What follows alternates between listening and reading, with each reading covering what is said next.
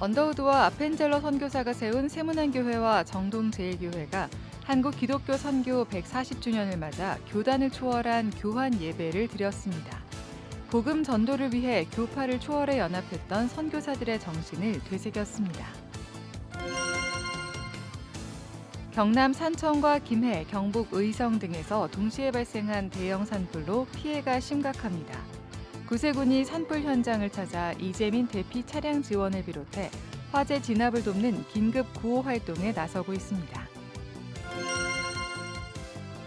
코로나 팬데믹 이후 해외 선교지에 꾸준히 성경을 기증해온 서울광염교회가 최근 6개 나라에 성경을 기증했습니다.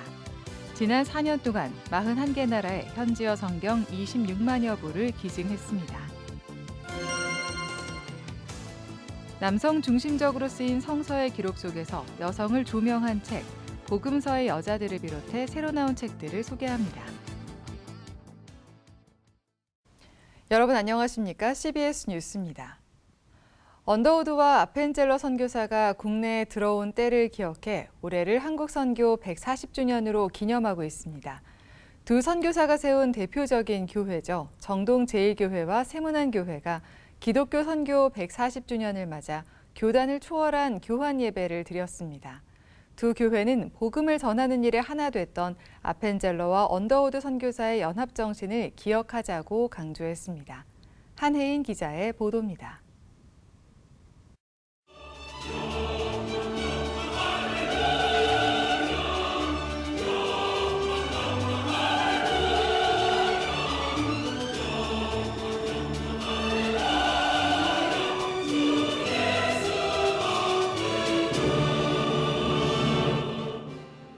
세문안교회 예배당에 정동제일교회 찬양대의 찬양이 울려 퍼집니다. 한국 기독교 선교 140주년을 맞아 기독교 대한감리회 정동제일교회와 대한예수교장로회 통합총회 세문안교회가 교환 예배를 드렸습니다. 정동제일교회는 1885년 아펜젤러 선교사, 세문안교회는 1887년 언더우드 선교사에 의해 각각 세워진 교회입니다. 이번 교환 예배는 양교회 담임 목사가 서로의 교회에서 말씀을 전하는 강단 교류와 찬양대를 교환하는 찬양대 교류 방식으로 진행됐습니다. 세문안교회 예배당에서 말씀을 전한 정동제일교회 천영태 목사는 복음을 널리 전하기 위해서는 진리에는 분명한 선을 갖되 교단을 초월하는 포용성을 가져야 한다며 복음 전파의 사명을 감당하기 위해 교단을 넘나들었던 아펜젤러와 언더우드 선교사의 삶을 기억하자고 말했습니다. 언더우드 선교사님과 아펜젤러 선교사님은 연합의 정신을 가지고 있었던 분이에요. 감리교 아펜젤러 선교사님은 원래는 장로교 사람이었어요. 언더우드 선교사님도 감리교 신학을 하셨어요, 처음에. 그러다가 장로교로 여러분 바꾸신 거죠. 이것도 우연이 아니라 하나님의 섭리예요. 분열과 갈등의 시대를 지나고 있는 한국교회가 지향해야 할 가치는 배타성이 아니라 연합이라는 겁니다. 아펜젤러 선교사님과 언더우드 선교사님께서 140년 전에 이 조선 땅에 복음을 전할 때의 일치와 연합의 모습은 도저히 찾아볼 수가 없는 것이죠. 여러분 이것이 우리가 회복해야 될. 같은 시각 정동제일교회 강단에선 세문안교회 이상학 목사도 아펜젤러 선교사와 언더우드 선교사의 동역 관계에 대해 나눴습니다. 복음을 전하는 일에 있어 서로를 의지하고 협력했다는 겁니다. 이런 동역 관계는 두 분이 아펜젤러 선교사가 안타깝게 하나님 나라로 먼저 부름을 받는 때까지 계속 이어지게 됩니다. 누가 먼저이고 누가 나중이라고 할 것 없었습니다. 교환 예배 참석자들은 이 시대의 한국교회가 기억해야 할 연합의 가치와 복음의 진정한 의미를 되새길 수 있는 시간이 됐다고 말했습니다. 두 교단이 같이 합심해가지고 이렇게 예배를 드리는 데는 하나님 나라를 구현하는 그런 의미가 있다고 생각이 들고, 두 분이 이 땅에 오신 것은 하나님의 인도하심이었고 이 땅의 축복이었다고 생각을 합니다. 그분들의 뜻을 받들어 한국교회가 좀 새롭게 변화되는 좋은 기회가 됐으면 좋겠습니다. 정동제일교회와 세문안교회는 오는 30일 서울 중구 정동제일교회에서 한국선교 140주년 기념 공동 심포지엄을 개최합니다. CBS 뉴스 한혜인입니다. 지난 22일 경남 산청과 김해, 경북 의성 등에서 동시에 발생한 대형 산불로 현재까지 축구장 1,900여 개 규모의 산림이 불에 탔습니다. 건조한 날씨와 강풍 탓에 화재 진압에 어려움을 겪고 있는 상황입니다. 구세군은 화재 첫날부터 이재민 대피 차량 지원을 비롯해 화재 진압을 돕는 긴급 구호 활동에 나서고 있습니다. 송주열 기자의 보도입니다. 경북 의성군 의성읍 원당리. 대낮인데도 뿌연 연기가 마을을 뒤덮어 앞이 잘 보이지 않습니다. 끊임없이 들려오는 산불 진화 헬기 소리와 강풍 소리가 화재 진압이 쉽지 않음을 느끼게 합니다. 화재 진압 요원들이 산 너머에서 불이 넘어오기 전 먼저 도착한 연기를 보며 물을 뿌리고 불을 끄기 위해 기다리는 모습에 비장함마저 느껴집니다. 인근 하천에서는 쉴 새 없이 산불 진화 헬기가 물을 퍼올리고 있습니다. 소방당국과 군이 화재 진압을 위해 총력을 기울이고 있는 가운데 구세군 긴급구호팀도 경남 산청과 경북 의성 등 산불 현장과 이재민 대피소에 급파됐습니다. 구세군은 화재 발생 첫날 이재민 긴급 대피 차량을 지원했고 경북 의성군과 경남 산청군 산불 현장에 긴급 구호 차량을 운영하며 이재민을 돌보고 있습니다.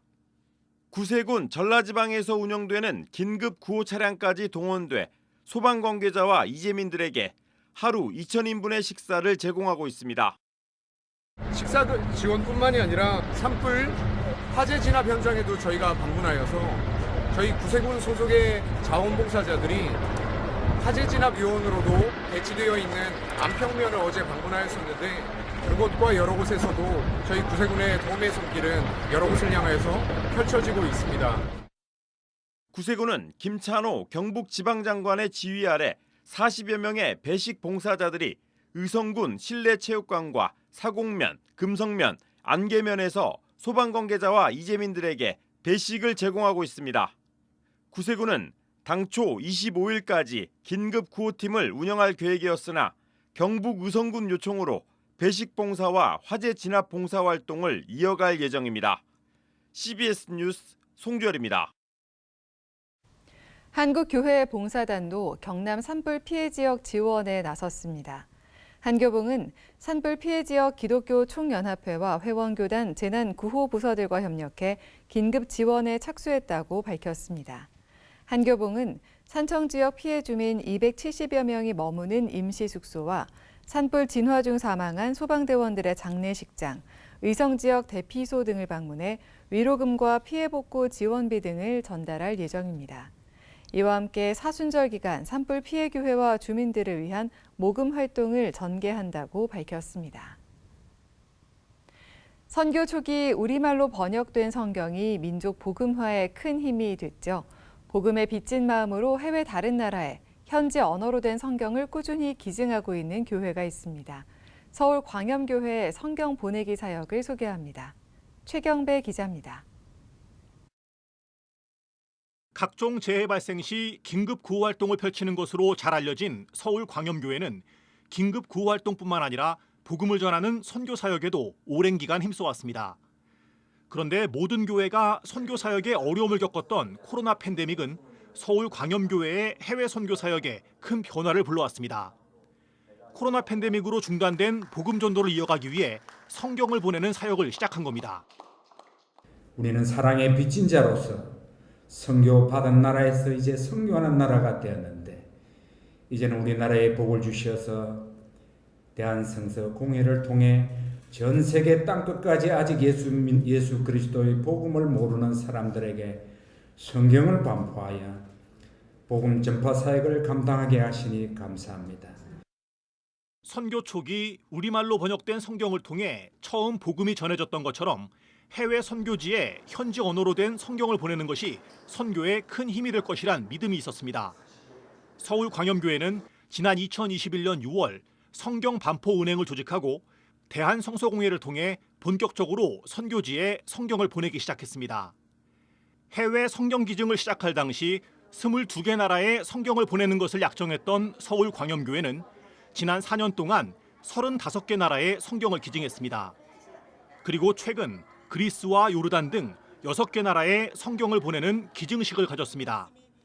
이로써 지금까지 41개 나라에 현지 언어로 된 성경 26만 4천여 부를 기증했습니다.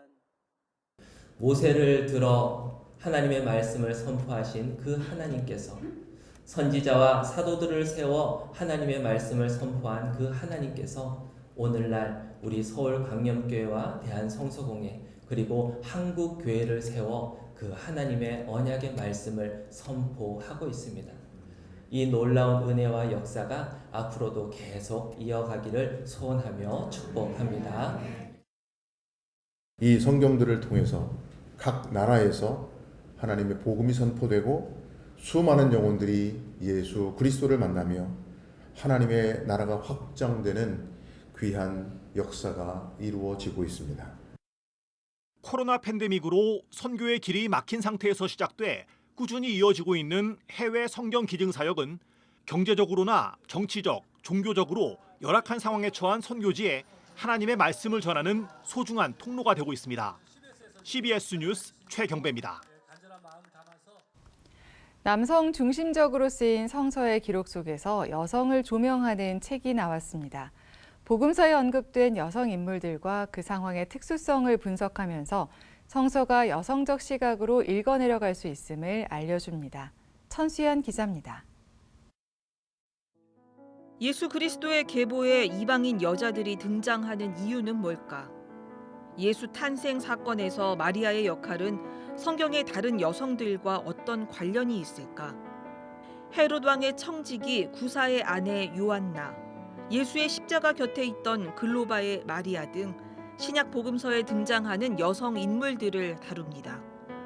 저자는 이들을 깊이 있게 다룬다기보단 그들이 등장하는 본문의 특수성에 주목합니다. 특히 남성 중심적으로 기록된 성서를 여성 중심적 시각으로도 읽어낼 수 있음을 보여줍니다. 공유 오피스, 공유 주택 등 공간이 필요할 때 사용하는 시스템을 교회에 적용한 호남 지역의 첫 공유교회, 선한 친구들의 창립과 활동 이야기를 담았습니다. 2021년 공유교회 선한 친구들로 자리하기까지 저자는 작은 교회들을 살리기 위해 여러 사람들과 합력하여 선을 이루어가는 연합 사역의 모델을 보여줍니다.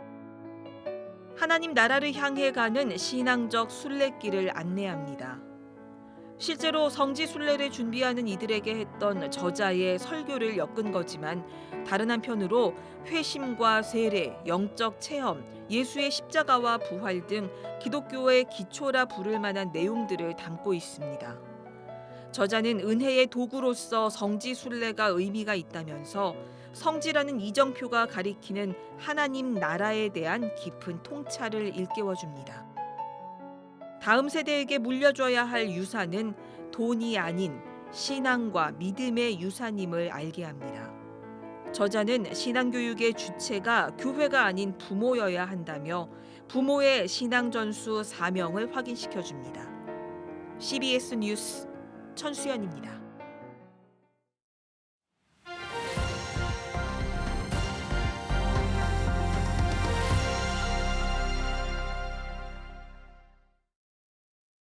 간추린 지역교계 소식입니다. 주영광교회가 미국 애리조나주 한미장로교회 문흥국 목사를 강사로 초청해 목회자 세미나를 열었습니다. 경기도 용인시 이룸교회는 플루깅데이 행사를 개최했습니다. 주영광교회가 미국 애리조나 한미장로교회 문흥국 원로 목사를 초청해 2025년도 목회자 세미나를 열었습니다. 성경이 말씀하신 그 영광스러운 교회의 모습을 우리 안에서 먼저 회복하고 또 성도들과 나누고 그것이 세상 속에 또 비춰지기를 바라는 마음에서 세미나를 개최하게 되었습니다. 성경이 말씀하시는 영광스러운 교회를 주제로 열린 이번 세미나는 4개의 강의가 진행됐습니다. 한국설교전문학교 2025 설교 선포학 원리와 실천 세미나가 강릉에서 열렸습니다.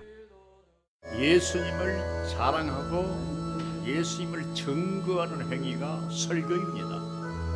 복잡한 것이 없습니다. 그 예수님을 자랑하는 과정에서 약간씩 다른 것들이 들어갑니다.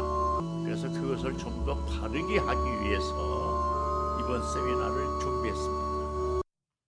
이번 세미나엔 설교자의 관점과 태도, 설교 선포의 원리 등에 대한 강의가 진행됐습니다. 이룸교회가 조깅을 하며 쓰레기를 줍는 온세대 플로깅데이 행사를 열었습니다. 이 플로깅데이가 이웃사회와 또 교회를 잇는 좋은 다리가 되기를 바라고 있고요. 또 이웃 섬김의 좋은 사례가 되어서 한국교회와 한국사회에 이렇게 전해졌으면 하는 바람입니다. 이룸교회의 플로깅데이 행사는 신앙과 삶의 일치, 세대 통합, 기후위기 대응을 목표로 삼고 있습니다. 군포영광교회는 좋은 이웃 되는 교회를 주제로 물품 나눔 행사를 가졌습니다. 우리가 거저 나누어주고 거저 사랑을 받은 것만큼 나눠주면서 또 그 사랑을 나눌 때 그 사랑이 우리에게 돌아오는 것을 경험했습니다. 이웃들이 함께 그 사랑을 공유하면서 커뮤니티를 이루어가는 아름다운 그 모습이 바로 이 사랑 나눔 행사에서 볼 수가 있었습니다. 한편 군포영광교회는 동행복지관을 설립하고 작은 도서관을 만들어 지역 주민들을 섬기고 있습니다. 날씨입니다. 내일은 전국이 따뜻한 가운데 미세먼지 농도가 매우 나쁨 수준을 보이겠습니다.